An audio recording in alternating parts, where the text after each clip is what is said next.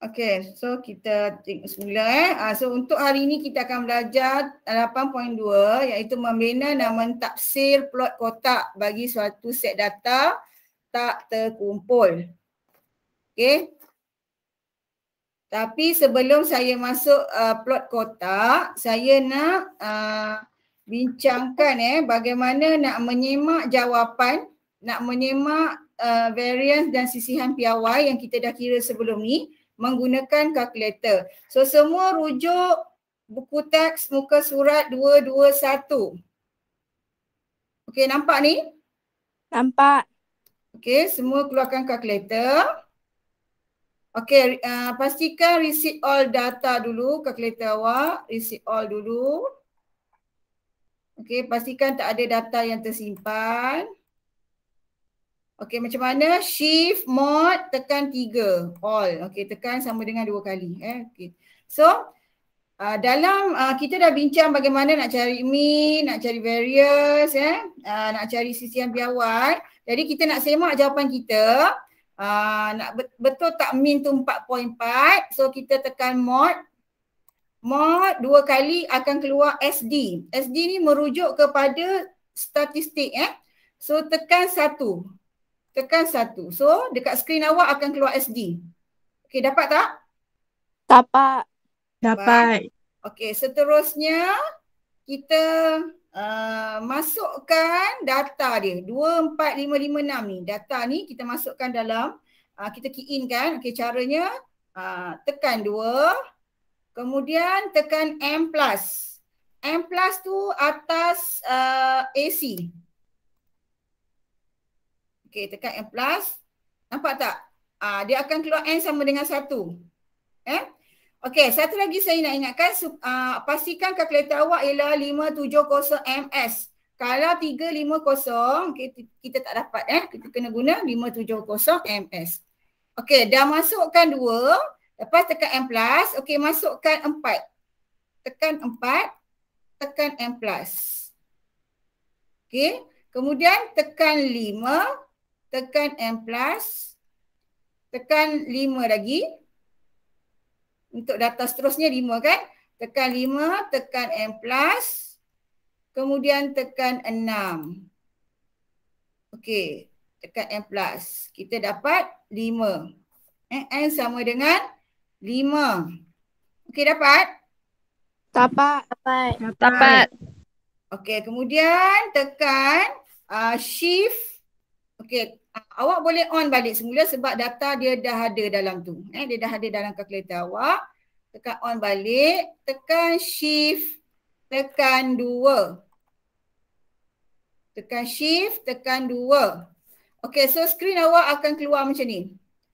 X bar, X sigma N, X sigma N tolak 1. Keluar tak yang ni? Keluar. Okey. So untuk mean, pilih 1. Sebab X bar kan, X bar ni mean kan. Okey, tekan 1. Tekan sama dengan. Dapatlah 4.4. Sama kan? Sama. Dapat itu cara nak menyemak mean. Okey, kemudian tekan sekali lagi shift 2. Okey. Untuk menyemak variance kita tak boleh. Kita semak sisihan piawai dulu. So tekan 2. Tekan 2. Saya ulang balik lepas dah keluar tadi tu, tekan shift, tekan 2, nanti keluar paparan macam ni. Okey, tekan 2. Okey, tekan sama dengan. Dia akan jadi 1.356. 1.356. Okey, itu ialah sisihan piawai. Okey, jadi nak dapatkan variance ialah awak kuasakan 2 je. Tekan simbol kuasa 2 atas ni. Tekan je kuasa 2, kemudian tekan sama dengan. So, kita akan dapat 1.84. Okey, itulah variance. Okey, nampak? Dapat.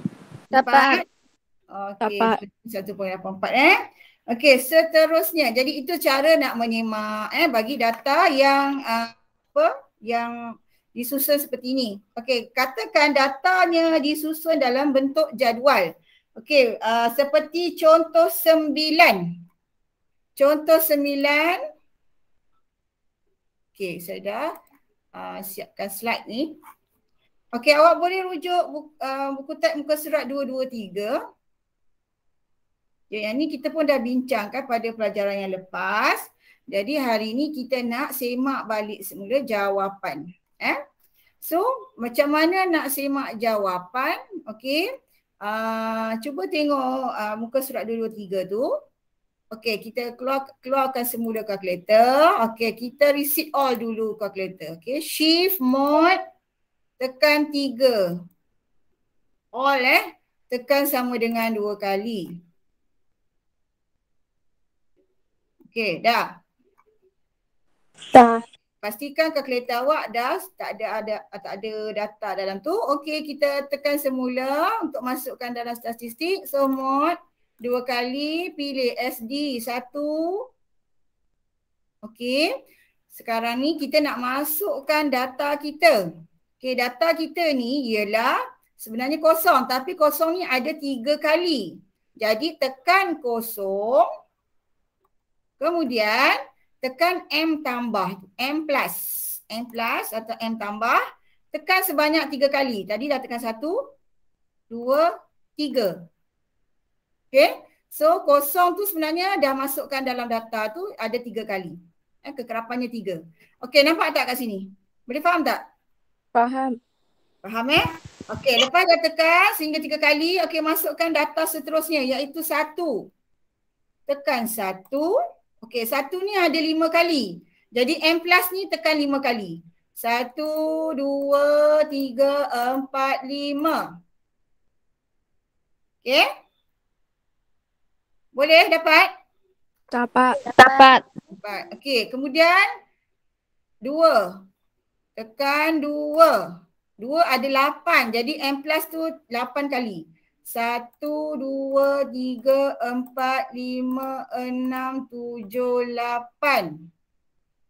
Okey, next. 3 ada 2 kali. 1, 2. Next, 4 ada 2 kali. 1, 2. So kita dapat N sama dengan 20. Okey. Seterusnya N tu 20 tu maksudnya jumlah kekerapan tersebut. N besar. N besar. Okey, seterusnya kita nak tekan on semula pun tak apa. Tekan on. Okey, tekan shift 2. Tekan shift 2. Untuk semak min, pilih 1. Tekan 1. Tekan sama dengan. So kita akan dapat 1.75 seperti dalam jadual ini 1.75. Okey, dapat? Dapat. Okey, next kita nak tentukan variance. Kita kena dalam kalkulator boleh tunjukkan sisihan piawai je. So tekan on semula, tekan shift. Tekan 2. Okey, lepas tu baru tekan 2. Okey, tekan sama dengan. Okey, yang keluar ni adalah sisihan piawai. Ini sisihan piawai. Jadi kita nak dapatkan variance. Okay, nampak betul 1.13 ini samalah. Okay, sama. So kita nak dapatkan variance, kita kuasakan 2. Tekan kuasa 2.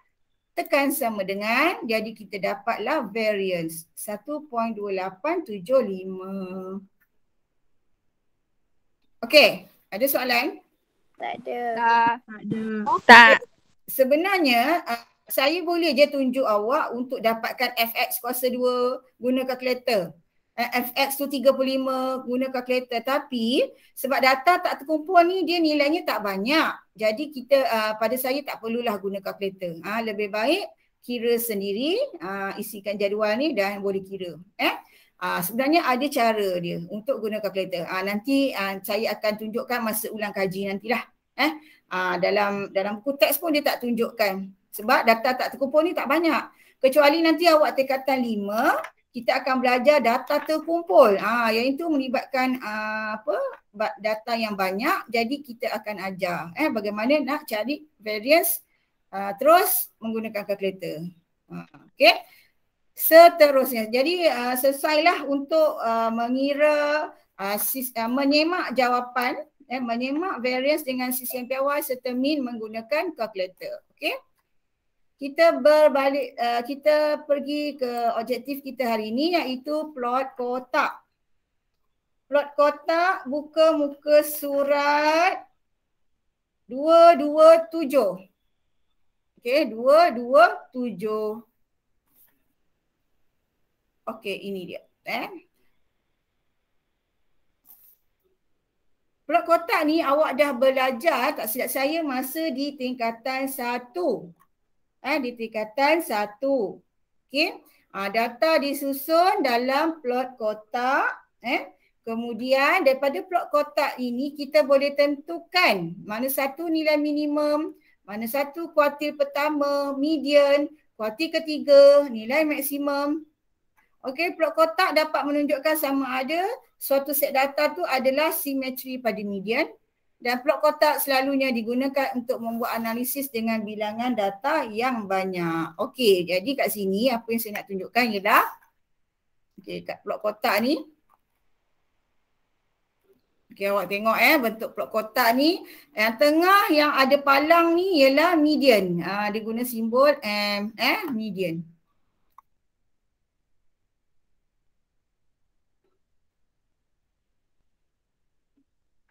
So, M ini ialah yang tengah-tengah ni ialah median yang tengah-tengah ni. First kita letak dulu data. Kita plot dulu data dekat atas garis nombor. Okey, lepas tu kita tentukan median. Median ialah yang tengah-tengah tengah-tengah ni median. Okey, so median.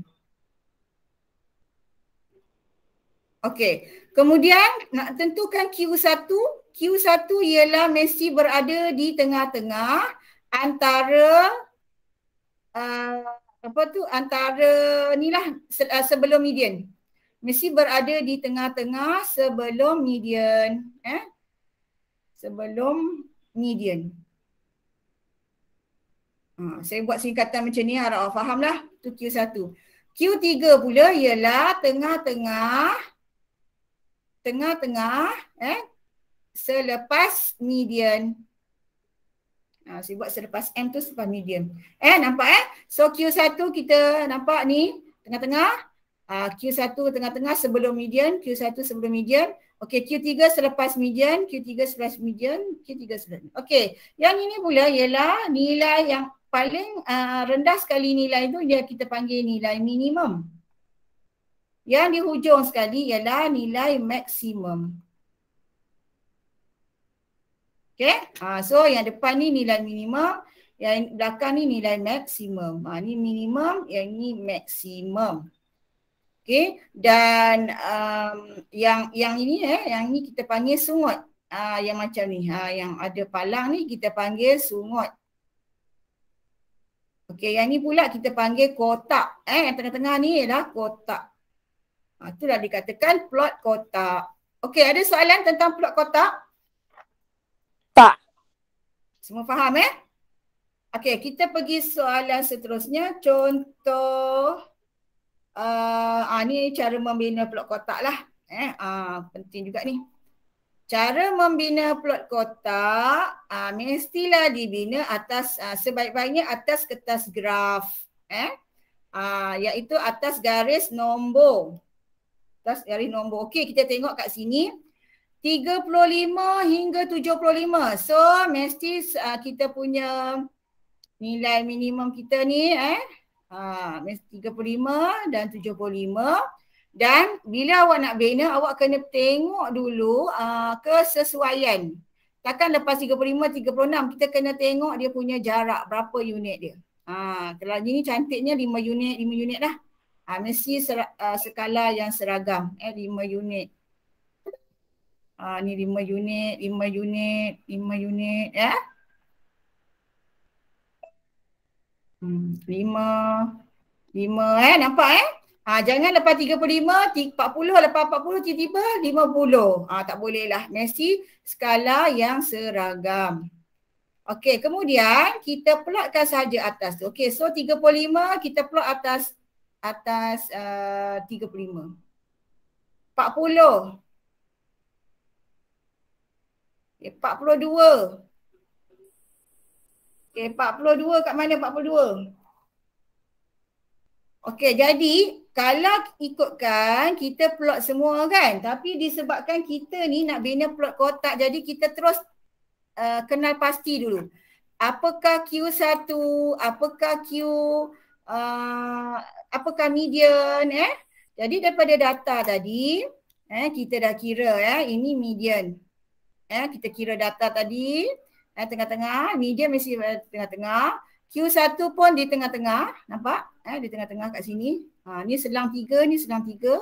Q3 pun okay. So bila kita dah kenal pasti, jadi kita plot yang ini saja. Nilai minimum, kita plot Q1, kita plot median, kita plot Q3 dan kita plot nilai maksimum.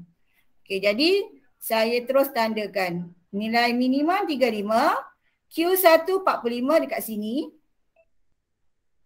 Median 57. Okey, kat mana 57? Kita kena kira lah. Kotak ni ada berapa? So kalau ikutkan selang kotak ni 2 kotak 1 unit. So lepas 2 kotak 56, lepas 2 kotak lagi 57. So kat sini 57. Lepas tu 68. 68. Selang 2 kotak 66, selang 2 kotak 67, selang 2 kotak lagi 68 kat sini. Dan last kali 75 dekat sini. Okey, sampai sini dulu. Faham tak nak plotkan plot kotak ni? Faham tak? Faham? Okey, next. Lepas kita dah plot kotak, plot titik tadi, kita pun buatlah kotak di mana kita kena tandakan dulu median. Median ni kita kena tandakan dulu. Tegak. Okey, kita tandakan. Okey, kita tandakan. Dia mesti kalau ikutkan biar cantik lah. 2 kotak atas, 2 kotak bawah. Kalau kemasnya macam itulah. Kita tandakan median. Ini penting. Median tu tandakan palang. Lepas tu barulah kita sambungkan sebelah sini. Kita tandakan dekat tadi tu. Q3.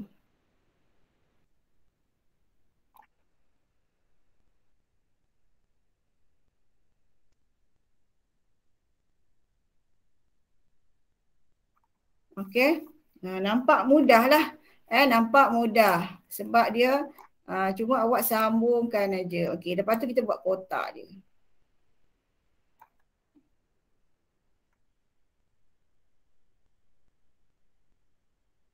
Okey, kemudian atas pun kita buat kotak dia. Dah lengkap dah kotak kita. Okey, kemudian kita pun sambung yang titik ni. Okey, buat kemas-kemas lah. Macam saya ni tak berapa kemas ni. Okey, dah. Okey, dah siap. Dah siap kita punya plot kotak ini. Nampak? Ada soalan? Bagaimana nak menentukan plot kotak tadi ni? Membina? Ada soalan? Tak.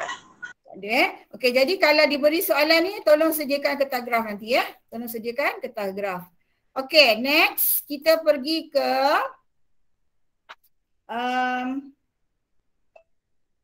kita pergi ke contoh 12.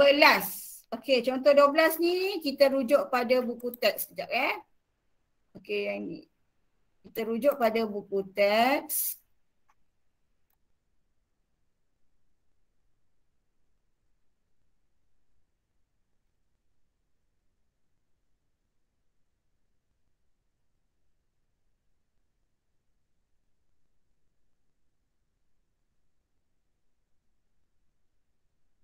Okey, buku teks muka surat 227.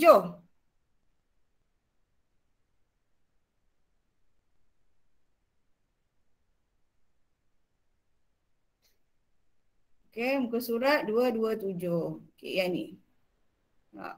Diberi, kalau tadi dia beri data, dia suruh awak bina plot kotak. Okey, yang dalam ni kes ini diberi plot kotak, dia suruh kita nyatakan median, dia suruh nyatakan jumlah antara kuartil. Okey, jadi dalam kes ini, awak kena tengok betul-betul dekat graf tu, graf dekat buku teks tu. Okey, so untuk yang pertama, soalan A. Median, ingat median mesti di tengah-tengah yang ada palang ni. Ni palang ni. Palang ni saya tandakan warna merah.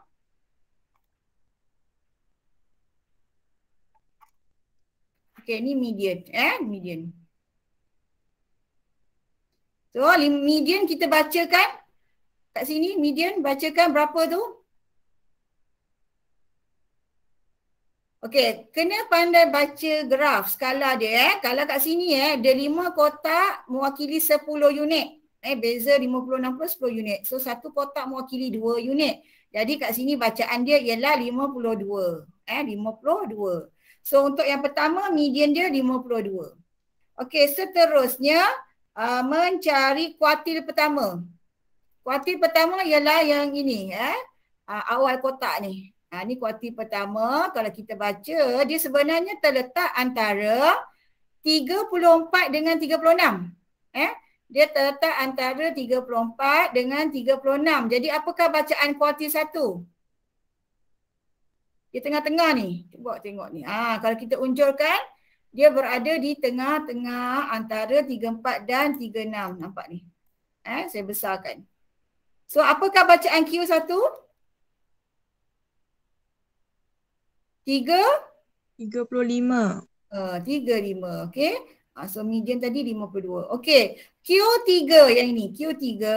Okey, kita bacakan. Okey, ni 62. So yang ni 64. So Q3 ialah 64. Okey, lagi apa kita nak cari? Yang ni nilai minimum. Nilai minimum. Okey, kat sini kita unjurkan. So kat sini bacaan dia ialah 18. So nilai minimum 18. Nilai maksimum 80. Okey. Kemudian soalan tanya julat antara kuartil. So julat antara kuartil kita gunakan formula lah. Julat antara kuartil iaitu Q3 tolak Q1 iaitu 64 tolak 35. Okey, dapat berapa tu? 64 tolak 35. 29. Okey, bagus. 29. Okey, kalau dia tanya julat pula, julat ialah maksimum, nilai maksimum tolaklah nilai minimum. Nilai minimum. So 80 tolak berapa tadi? 18. Sama dengan 62. Okey. Ada soalan? Tak. Okey, tak ada. Okey, kita seterusnya ialah kita masuk kepada apakah kesan perubahan data terhadap serakan.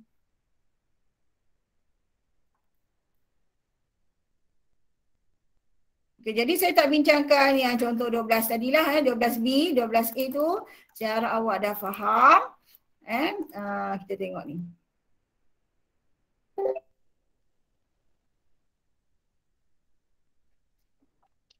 Apa yang dimaksudkan dengan perubahan data?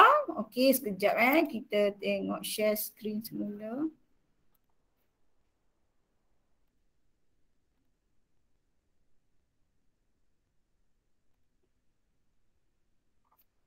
Okey, yang ini.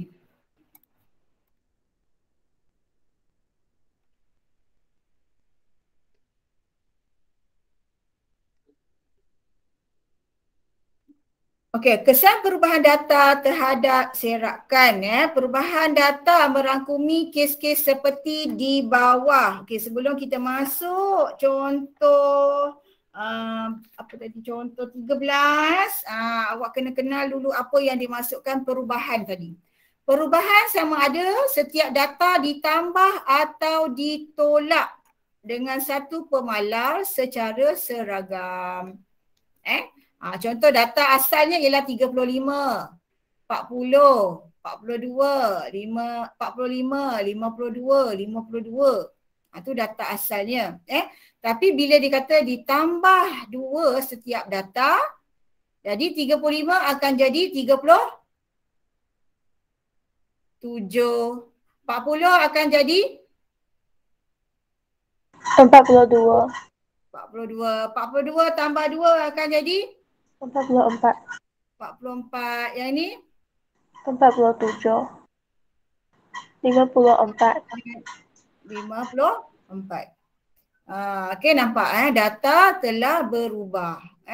Okey, kemudian seterusnya data juga boleh berubah jika awak dapat soalan tu dikatakan darab atau dibahagi dengan suatu pemalar secara seragam. Kadang-kadang soalan dia akan ubah sikit, dia akan dia bagi tahulah akan setiap data ni didarabkan dengan 2. Contoh ni contoh.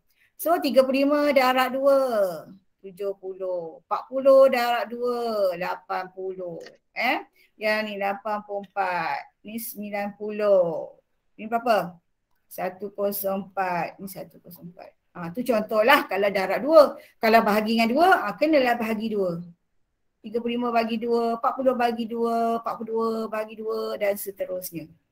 Okey, itu jenis yang kedua. Kalau yang ketiga pula ialah dikatakan kewujudan nilai pencilan dalam set data. Kewujudan nilai pencilan. Maksudnya macam ni.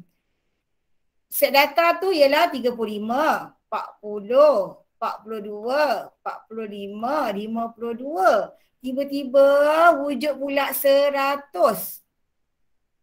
100. Jadi 35 dengan 40. Okey, maksud pencilan ni ialah dia ada perubahan. Perubahan yang mendadak. Okey, 35 dengan 40 beza dia berapa? 5. Kan? Yang lain bezanya ni 40 42 2. Tak jauh bezanya. Ni tak jauh bezanya. Yang ni 3. 45 dengan 52 tak jauh bezanya. 7. Okey, tapi 52 hingga 100 jauh kan beza dia? Dalam lebih kurang 48. Nampak tu? Ini yang dikatakan wujudnya nilai pencilan dia. Data itu data satu tu dia beza dia tu terlalu jauh.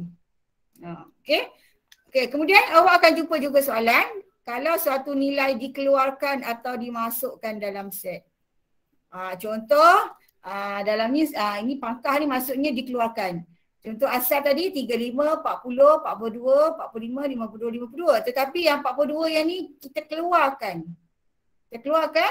So apa jadi pada nilai dia? Adakah variance-nya berubah? Adakah sisihan biawai berubah? Adakah mean dia berubah? So kat sini yang kita nak tengok. So awak kena kenal dulu perubahan-perubahan ini. Okey, setakat ni dulu. Faham tak? Faham. Faham?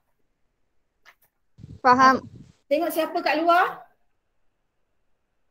Okey, next kita pergi.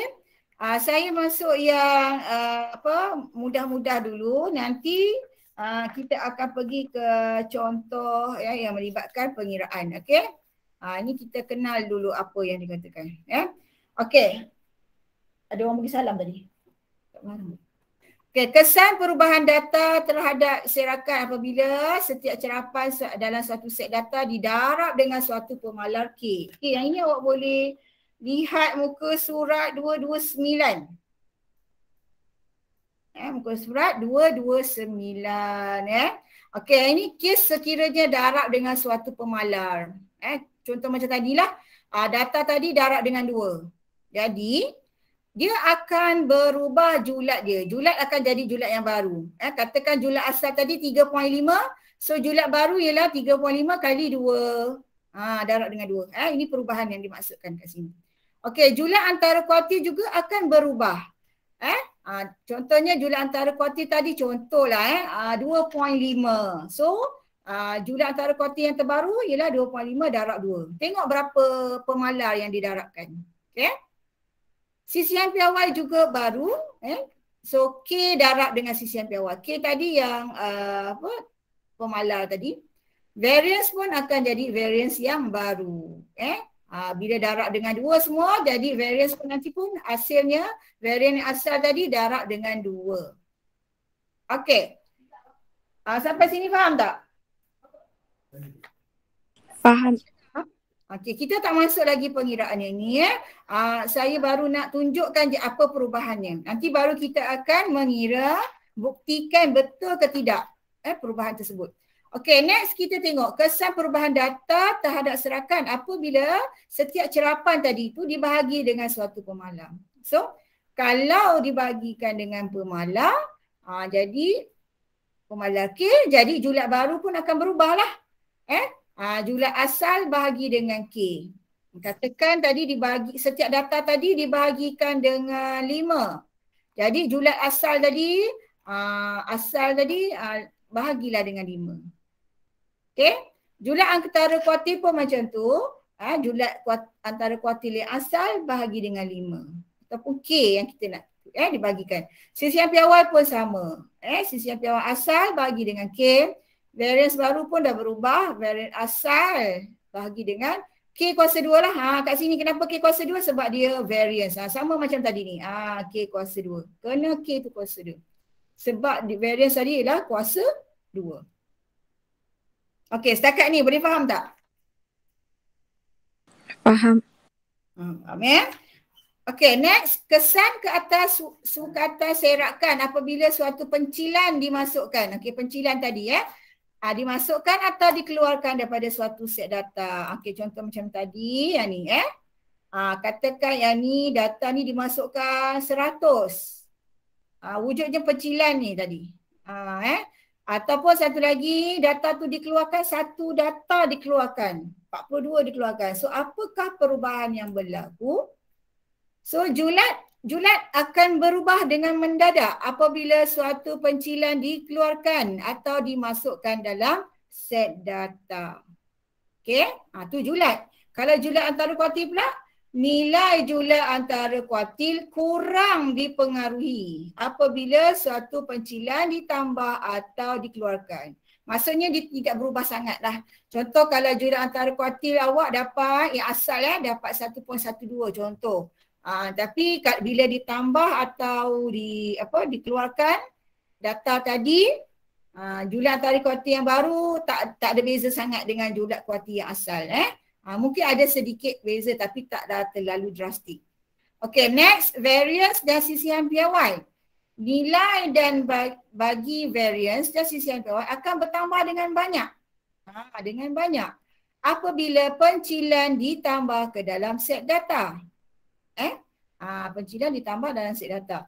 Jika beza nilai cerapan baru dengan nilai min adalah rendah, maka nilai sisihan baru akan semakin kecil dan sebaliknya.